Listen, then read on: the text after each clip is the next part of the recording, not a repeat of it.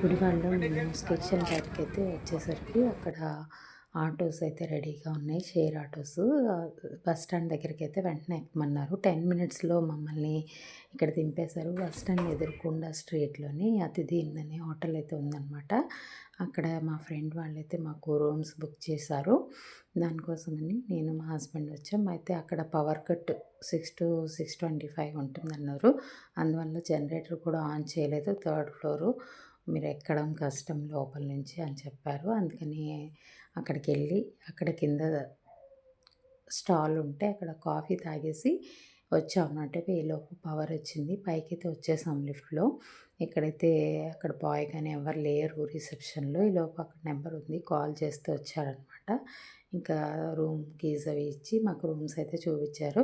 మా వారైతే రూమ్స్ అవి ఎలా ఉంటాయో ఏంటో అని చాలా టెన్షన్ పడిపోయారు. బట్ రూమ్ అయితే నీట్‌గా బాగుంది.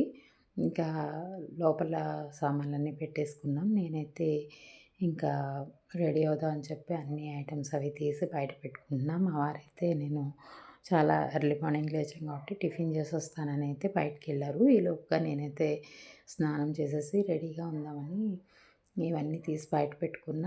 తర్వాత శారీ ప్రీ ప్లీటింగ్ కూడా చేసి పెట్టుకున్నాననమాట. ఈ టైంలో మా ఫ్రెండ్ వాళ్ళు విజయవాడ నుంచి అయితే వస్తున్నారు. ఆన్ ది వే ఉన్నారనమాట. వాళ్ళైతే శారీస్ అవి నువ్వే కట్టాలి మాకని అన్నారు. ఈ NR college golden jubilee function కోసం అయితే మేము వెళ్తున్నాం అనమాట.